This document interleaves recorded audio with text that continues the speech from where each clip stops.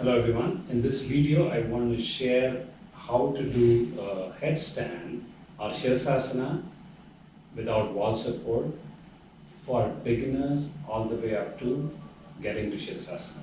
Right, so today what we do is we look at the arm position, look at the position of the head, and look at how you can work on strength and balance to be able to maintain, to be able to learn and balance yourself in Shirasasana without a wall support. Right? So let's get started.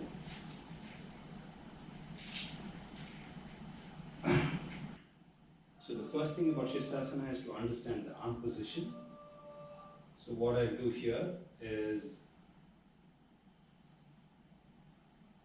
I'll define the distance between your elbows. Your elbow should be about your shoulder width, and one of the ways to do that is to grab your elbows, upper arm with your palms like this, and use that as your guide for how wide your elbows should be. And then you interlace your fingers of your palm as a support for your head. So this is your arm position in Shirasasana. And then the next thing that you need to learn is your head position. So I'll show this head position without my palm so you can see this. You need to put your head down and have the crown of your head on the mat. It's okay for you to be a little forward towards your forehead, but not back. You should never go back because you tend to hurt your neck or topple over. So it's important to get the crown of your head, or maybe a little forward position of the head on the floor. So we'll do both together here. This is my arm position and my head position, but the back of my head is supported by my interlaced palms. So the first thing I have students practice in class is to just lift the hip up, try and get their feet straight. It's okay to have your feet apart, feet together is fine as well. Have you keep your legs straight and keep that practice for a little bit. Stay there for 10 seconds, 20 seconds, 30 seconds if possible, and then you come back and relax. So that's the first thing you should be trying to do, is to just try and get your body comfortable, get your shoulder, neck, and head comfortable with trying to take a little bit of weight. So that's the first position. And if you could do that, then one of the things I make students do is to try and walk forward, just so that there's a little bit more weight on the neck and on the shoulders. So walk forward, it's okay with bent knees, and walk back, and then walk forward again. So raising your hip. If you can keep your legs straight, that's great. If you cannot, that's fine. You can bend your legs, that's fine as well. And then walk back. And do that, about 10 times or so. Right? And then take rest. Right, so that's the second exercise I have students do. Okay, after those two steps, the third step I try to do is to try and get people to take one leg off the floor. So I'll demonstrate that here. So get your arm position right, your head position, and then keep your legs straight, both your legs straight, and take your hip as high as possible, and then lift one leg up. And then bring it back,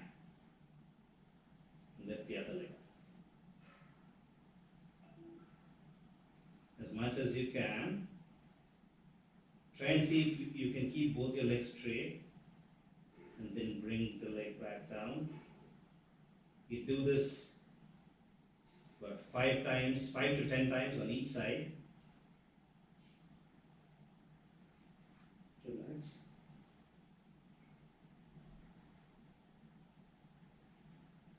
And the fourth step is to try and take both your legs off the mat.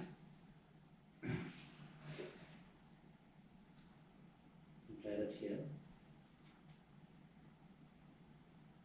So one thing you can do is you can try and take one leg up and then use the other leg as a spring to lift up and stay there.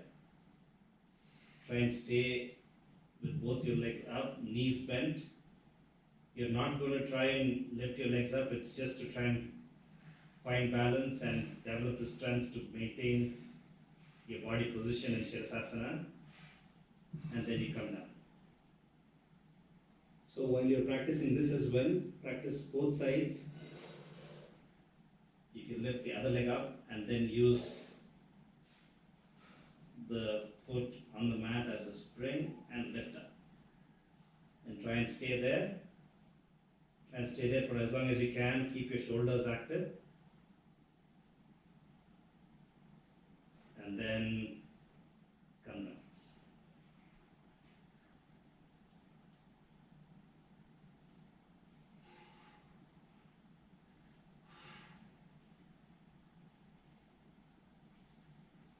Now once you're able to get that, we'll try and take both legs together at the same time. Right? The same thing, make sure your arm position is right and your hip position is right.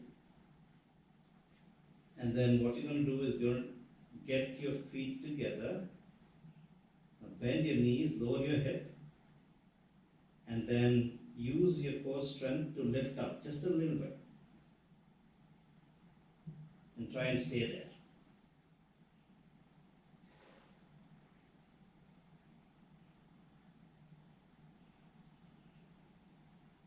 For as long as you can.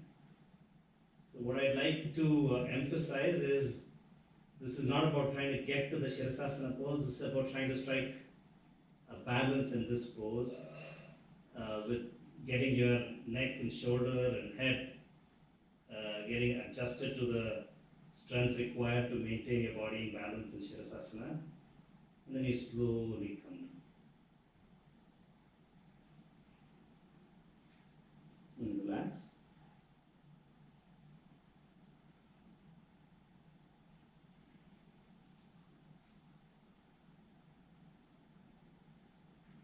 Now once you're able to do that consistently, we'll start trying to straighten the leg. You see that? Take your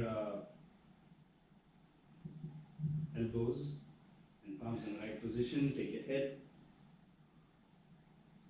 Down onto the mat, and then what we try and do is go lift up, and then you start extending the leg.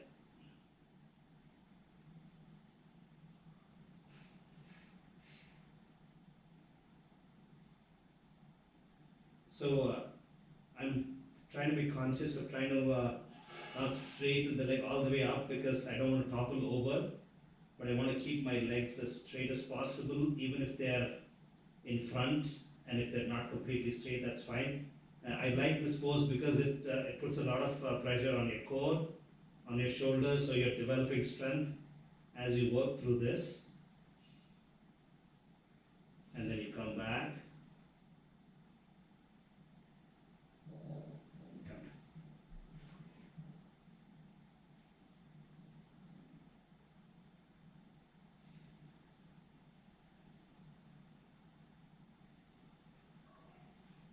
Now once you have that, you pretty much know how to do Shirasasana. If you practice that for a few days, automatically your legs will go up and you will find a position where your legs are straight up, your body is perpendicular to the ground, and you feel comfortable, right? So, but this position that I just showed is very important to try and get to, because here you start developing your shoulder, neck strength and your core to try and keep your legs um, inclined and not straight. So trying to keep your legs inclined is harder.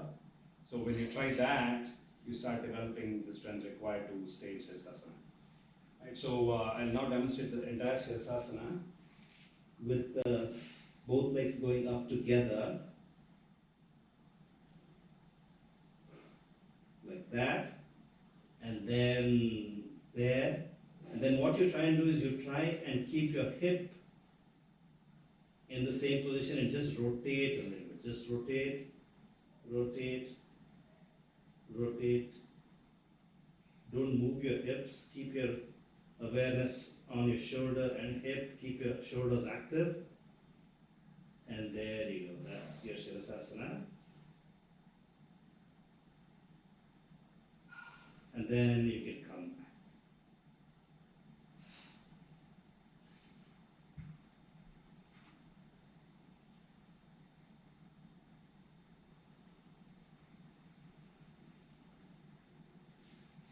So that's the tutorial for to get to Shirasasana without wall support.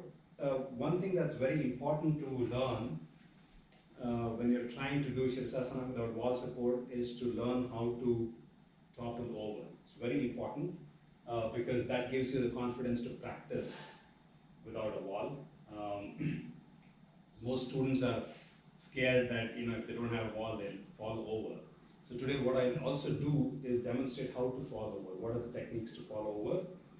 And so you can practice them, and that'll give you confidence to practice the Shirasasana on your own without a wall support. Right? So because you're toppling over, I'll come to the lower half of my mat, and I'll show you how to topple first. I'll just do a demo of losing balance and toppling over, and then I'll explain how I do it. Right, so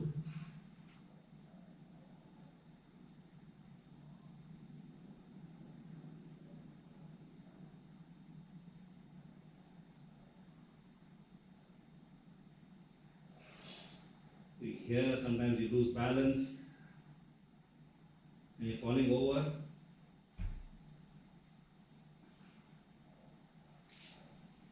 So that's it. It's fairly easy.